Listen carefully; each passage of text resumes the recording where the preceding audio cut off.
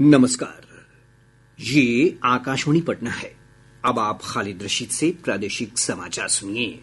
पहले मुख्य समाचार।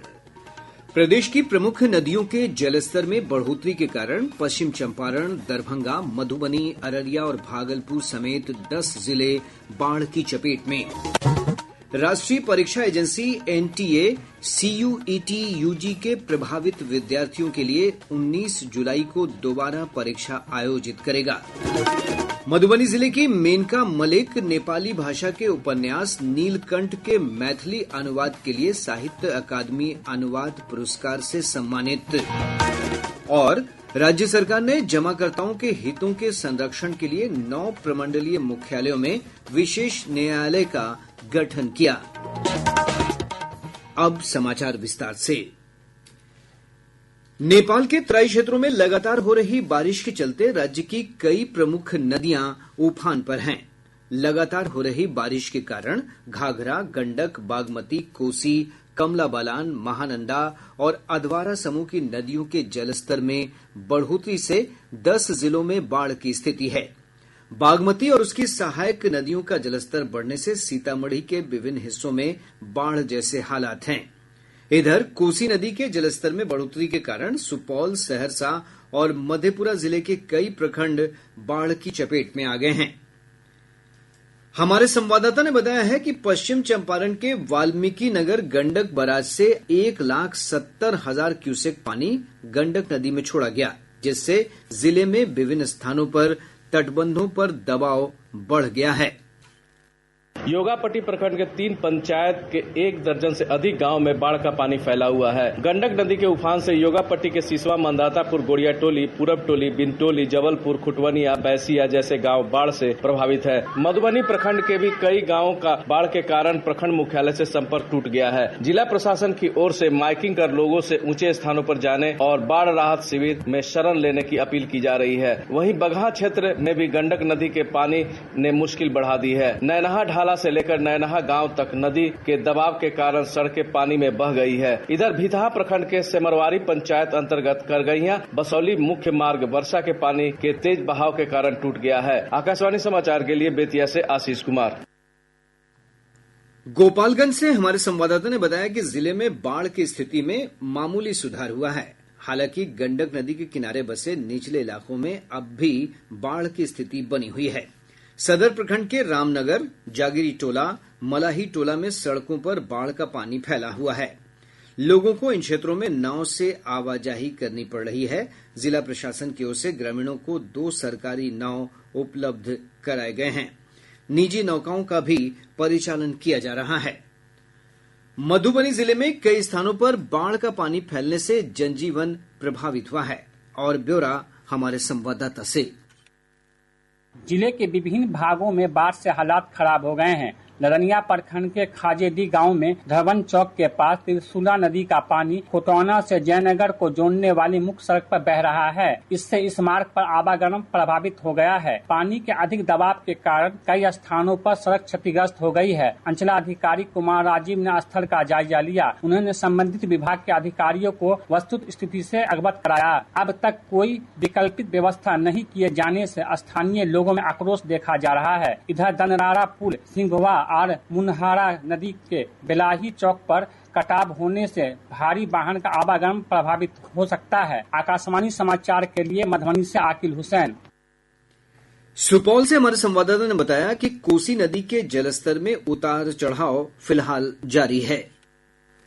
सुपौल में कोसी नदी के जलस्तर में उतार चढ़ाव फिलहाल जारी है। हमारे जिले के बाढ़ प्रभावित 5 प्रखंड सुपौल सदर, किशनपुर, निर्मली, सरायगढ़, भपटियाही एवं मरौना के निचले इलाकों में बाढ़ का पानी अभी भी जमा है, जबकि ऊंचे स्थानों पर से बाढ़ का पानी निकल गया है। पिछले कुछ दिनों से कोसी नदी के जलस्तर में कमी देखी जा रही है। भीमनगर कोसी बराज से 1,37,000 क्यूसेक से अधिक पानी का डिस्चार्ज किया गया। इससे पूर्वी कोसी तटबंध के स्पर की नोच पर पानी का दबाव बढ़ गया है। जल संसाधन विभाग की टीम द्वारा स्पर को सुरक्षित रखने का लगातार प्रयास किया जा रहा है। आकाशवाणी समाचार के लिए सुपौल से रविशंकर चौधरी।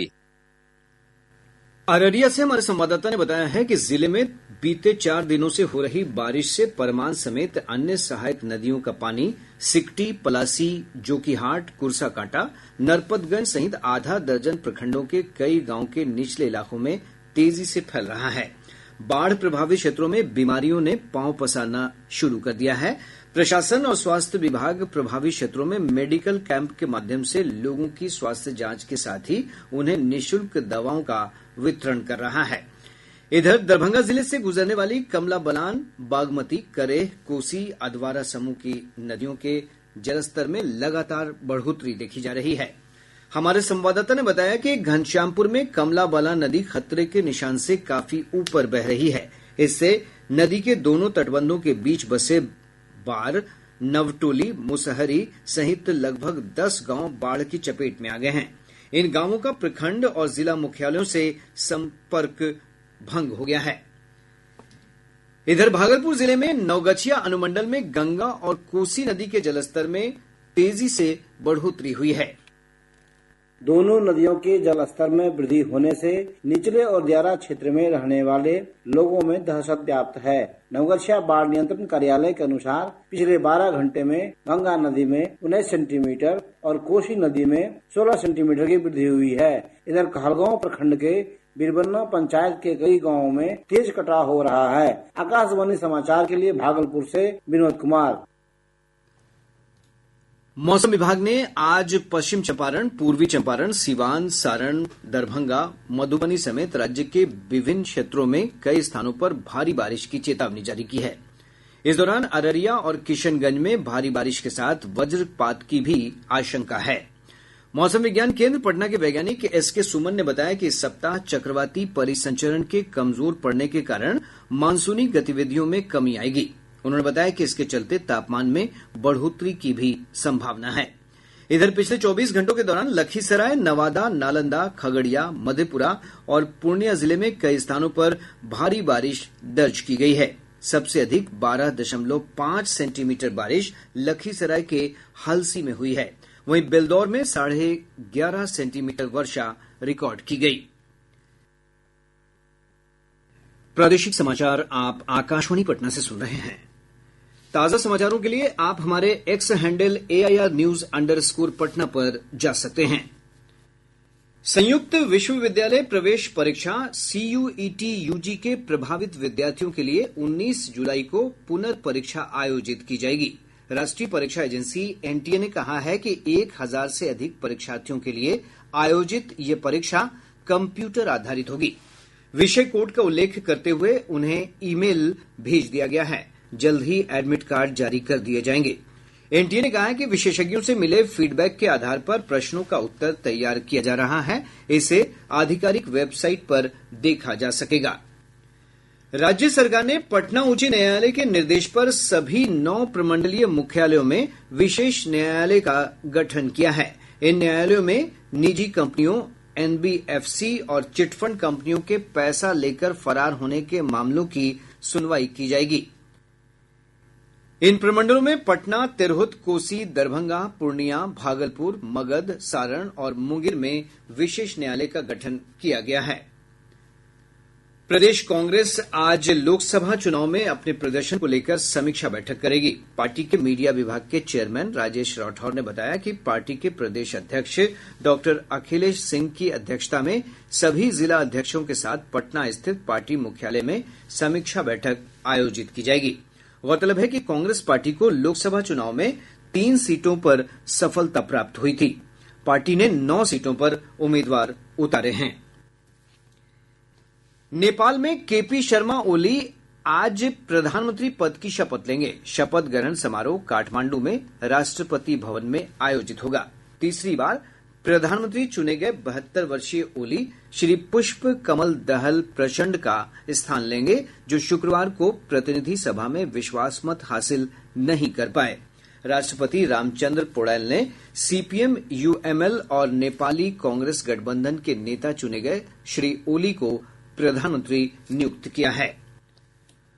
उपभोक्ता कार्य विभाग ने पैकेट बंद वस्तुओं में समानता बनाए रखने के लिए लीगल मेट्रोलॉजी पैकेज्ड कमोडिटीज नियम 2011 में संशोधन का प्रस्ताव किया है। संशोधन में ऑफलाइन और ऑनलाइन दोनों प्लेटफॉर्मों पर खुदरा बिक्री के लिए प्री पैकेज्ड वस्तुओं की सभी जानकारी घोषित करना अनिवार्य करने का प्रस्ताव है। उपभोक्ता कार्य, खाद्य और सार्वजनिक वितरण मंत्रालय ने कहा कि संशोधन से पैकेटबंद वस्तुओं के लिए समान मानक और जरूरतें स्थापित करने में मदद मिलेगी, जिससे विभिन्न ब्रांडों और उत्पादों में स्थिरता और निष्पक्षता को बढ़ावा मिलेगा। मंत्रालय ने कहा है कि इससे उपभोक्ताओं को संपूर्ण जानकारी के आधार पर विकल्प चुनने में भी मदद मिलेगी। हालांकि नए नियम औद्योगिक उपभोक्ताओं या संस्थागत उपभोक्ताओं के लिए पैकेटबंद वस्तुओं पर लागू नहीं होंगे। विभाग ने इस महीने की 29 तारीख तक हितधारकों से विचार आमंत्रित किए हैं। प्रादेशिक समाचार के लिए समाचार कक्ष से जया भारती। मधुबनी जिले की मेनका मलिक को नेपाली भाषा के उपन्यास नीलकंठ के मैथिली अनुवाद के लिए साहित्य अकादमी अनुवाद पुरस्कार से सम्मानित किया गया है। श्रीमती मेनका को पिछले दिनों बेंगलुरु में आयोजित समारोह में सम्मानित किया गया। श्रीमती मलिक खजौली प्रखंड क्षेत्र के कन्हौली पंचायत के मलिक टोला गांव की निवासी हैं। बिहार विद्यालय परीक्षा समिति ने इंटर स्कूल में नामांकन के लिए प्रथम चयन सूची के अंतर्गत 19 जुलाई तक का समय निर्धारित किया है। औरंगाबाद जिले में एसटीएफ की टीम ने 1 लाख रुपए के इनामी नक्सली बिहारी जी उर्फ बिहारी रवानी को गोह थाना क्षेत्र से गिरफ्तार कर लिया। एसटीएफ के एक अधिकारी ने बताया कि गिरफ्तार नक्सली पर देशद्रोह कानून के तहत कई मामले दर्ज हैं। मधुबनी जिले में लदनिया थाना क्षेत्र की पुलिस ने 42 लीटर शराब के साथ 2 तस्करों को गिरफ्तार किया है। अब पटना से प्रकाशित प्रमुख समाचार पत्रों की सुर्खियां। आज के सभी समाचार पत्रों ने अलग अलग खबरों को प्रमुखता से प्रकाशित किया है। हिन्दुस्तान की सुर्खी है, बीपीएससी शिक्षक भर्ती परीक्षा में बिहार लोक सेवा आयोग ने किए कई बड़े बदलाव। दैनिक जागरण की बड़ी खबर है, आखिरकार 46 वर्षों के बाद खोला गया पुरी जगन्नाथ मंदिर का रत्न भंडार। दैनिक भास्कर लिखता है, राजस्व मंत्री ने माना बिना पैसे कोई काम नहीं कर रहा। प्रभात खबर ने लिखा है, दनियावा में सीमेंट और सिकंदरपुर में बिस्कुट की लगेगी फैक्ट्री, इसी साल से होगा उत्पादन शुरू। आज अखबार का शीर्षक है, राम सेतु के रहस्यों का पता लगाने में मिली सफलता, इसरो ने नासा के साथ मिलकर तैयार किया समुद्र के नीचे का पहला नक्शा। और अब अंत में मुख्य समाचार एक बार फिर। प्रदेश की प्रमुख नदियों के जलस्तर में बढ़ोतरी के कारण पश्चिम चंपारण, दरभंगा, मधुबनी, अररिया और भागलपुर समेत 10 जिले बाढ़ की चपेट में। राष्ट्रीय परीक्षा एजेंसी एनटीए सीयूईटी यूजी के प्रभावित विद्यार्थियों के लिए 19 जुलाई को दोबारा परीक्षा आयोजित करेगा। मधुबनी जिले की मेनका मलिक नेपाली भाषा के उपन्यास नीलकंठ के मैथिली अनुवाद के लिए साहित्य अकादमी अनुवाद पुरस्कार से सम्मानित। और राज्य सरकार ने जमाकर्ताओं के हितों के संरक्षण के लिए 9 प्रमंडलीय मुख्यालयों में विशेष न्यायालय का गठन किया। इसके साथ ही आकाशवाणी पटना से प्रसारित प्रादेशिक समाचार का ये अंक समाप्त हुआ।